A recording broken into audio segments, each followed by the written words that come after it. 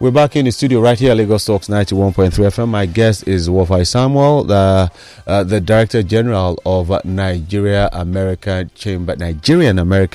Chamber of Commerce, and we're talking trade.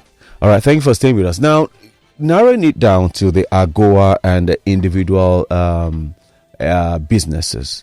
I was telling you off air, I have a friend who exports groundnut from Togo, and trying to get him groundnut from Nigeria, he says it wouldn't be accepted. Now, let's say AGOA, for example.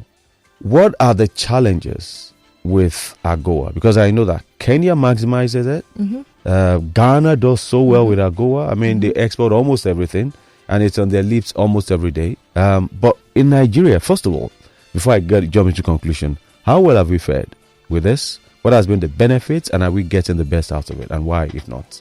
Okay, thank you very much. So your questions: what is how well have we fared? Are we getting the benefits? Yeah. If not a yes, why? Why? Yeah. First of all, the country I like to reference when I speak about AGOA is South Africa. So yes, Ghana has the potentials for Ghana has been enormous, and they've done really well with AGOA. I don't have the percentage, but for South Africa, I do think that I think about 50%. South Africa generated more than 50% revenue from non-oil exports, exporting to the US.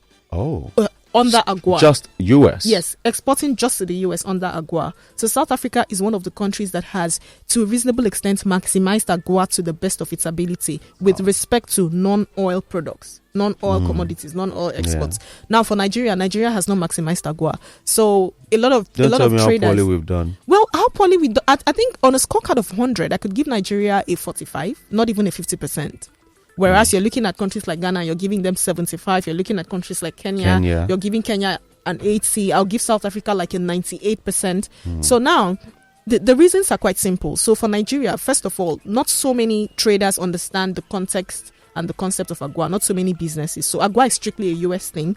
And why we're so particular about AGOA is because Nigeria and the US, US happens to be our second largest trading partner. So excluding AGOA is African Growth Opportunity Act. Yes, Act from the US, put together by the US to ensure that goods that are exported from Africa to the US are on almost limited or zero tariff. So you're paying for tariffs, but it's really, really low. As long as your goods and services measure up to the standards that US expects and US wants, you're almost not paying for tariffs. So even if you have to pay, it's very low. Whereas if you're exporting to the US and you're exporting not under AGOA, you're paying really high tariffs. You're paying for all, you're paying for all the treaties, all the taxes. It's high comparable to exporting under AGOA. Now, not too many people understand the context of AGOA. It's because there are not many channels, avenues, opportunities to educate Nigerians about AGOA. So, for instance, the Nigerian-American Chamber of Commerce, we keep talking about AGOA. There are several other associations and organizations that are pro-Nigeria-American. They keep talking about AGOA. Again, I'd say not too many educational classes, not too many educational events, conversations tailored around AGOA. People are actually left to researching about AGOA, buying books that talk about AGOA, reading about AGOA, but not necessarily attending virtual sessions, online webinars, conversations that revolve about AGOA, where you can interact real time with Americans and people who have explored AGOA to ask questions and then see how it can benefit you. One of the other challenge I would say is that has made us not necessarily maximize AGOA to the best of our ability is, to a reasonable extent, we've always had problems with packaging and quality when it comes to exporting abroad. So yes, indeed, we do well in Nigeria because this intra-Nigeria, to a large extent, we're not very particular about the standards of what we consume because we just assume they're okay as long as they're okay. But in an international market, whether you're exporting to Ghana or even to Benin Republic or Kenya, they have their standards, their rules and regulations. There are certain standards and minimum required standards that you have to measure up with. If you don't measure up with these standards, there are no shortcuts. Your goods would be rejected, and if your goods are rejected, of course, that's a capital losses. It's a lot of loss on FX for Nigeria, incurring a lot of losses. So with respect to the content of the goods that are exported, the quality, sometimes we don't measure up. And then I think in that regard, I call on the Standards Organization of Nigeria, I call on NAFDAC, and so many other agencies that act as regulators to the goods and services that we produce. They need to do more. They are trying and doing their best, but a lot more has to be done.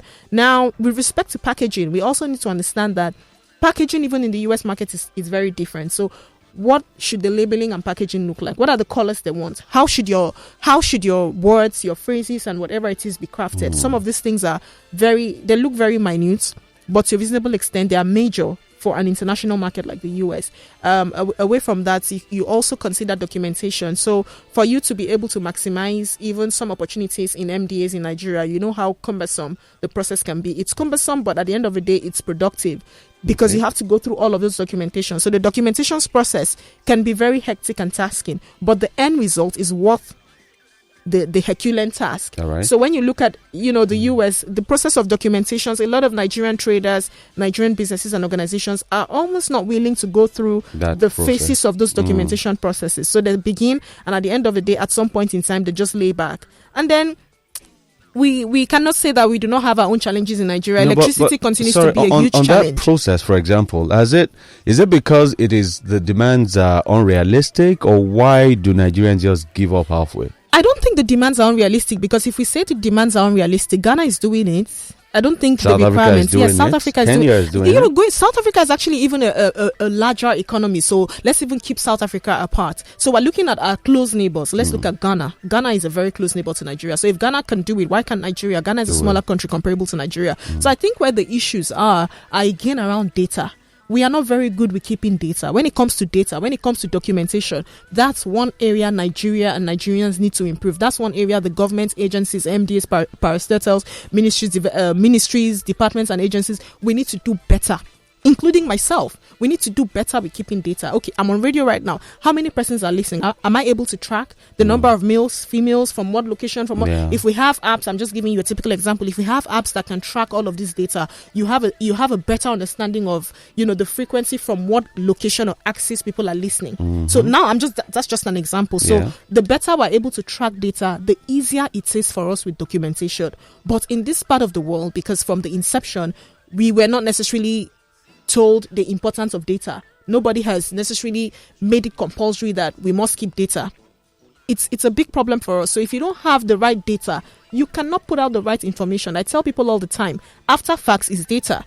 If you're putting out an argument, if you need to shut the argument very easily, data is what you're supposed to be using, or data is what you'd use. Data is something that, just quenches every argument. And so if you're not able to get your data, your data storage, your data capturing modalities right, it is difficult to be able to document. And if you cannot document, you cannot maximize AGWA. And in corroborating your talks on data, yesterday we were having a conversation about a colleague was saying that the 1 billion naira that Funke Akindele's movie clocked at the box office was unrealistic, that there's no way you could make 1 billion naira at the box office in Nigeria. How many theaters do we have that was inflated? We kept going back and forth, back and forth. And on this data issue, so while we're talking, I was saying it's possible, and we're looking at the cinemas we have. We have a larger cluster of cinemas in Southwest. How many do you have in South, and other part, North, and in the North and all that? But while we were talking, and it was almost convincing me, I said, well, but I don't believe they would tell such a lie, because then you're exposing yourself to more taxes from government. And while we're there, a colleague just crunched the figures and said, ticket at 5,000 naira, which at times might be more, you only need 200,000 people to reach 1 billion. And that's very achievable, even in the Southwest alone. And that killed the argument. Their controversy. And so data, I agree with you, is very, very key. And one data we'll need to look at is the regional trade. But unfortunately, we need to drag you back to the studio another day, because we're out of time right now. We need to wrap up the show. But we need on a later day to look at data in the regional data, how we're faring, and what we are doing to boost the Nigerian trade, because I know for a fact that the emergent, up until ABC was the first bus company, organized transport system that went from Nigeria to Ghana. Before then, you had all these normal buses, the cars in Mile 2 and all that. Until it came, we didn't really understand the volume of movement between Nigeria and Ghana. But when it came in, and we had 2 buses go every day, then the Young Shall Grow came, OKSIN came in, FX, and the rest came on board. And we had about 7 companies moving every day, and the buses were filled, and yet the small cars were filled every morning, still going, and you had people crossing the borders themselves. Then suddenly realized how much we trade a lot together, and we don't have the volume, so we're unable to weigh and even tax those who trade. So a lot of taxes were missing out, but we need to get you back in the studio. Thank you very much. Samuel. Excuse me. Thank you. It will be a pleasure to come here. I mean, there's so many conversations we need to have around trade. True. And how I'll be more than elated to come here. More than happy to come back. And when she comes back, I guarantee you listeners will talk a lot more about AGOA, because I know a lot of you are doing so much, and if you can get the right guidance and assistance, you will be able to export your products and make more money for yourself. And like I always say, pay your taxes. Let Nigeria make some money as well. Wofai Samuel, thank you for your time this morning. Thank you very much, Kayode. It's been a pleasure hosting me on the event, hosting me on the show. Yeah. Thank you very much. Great.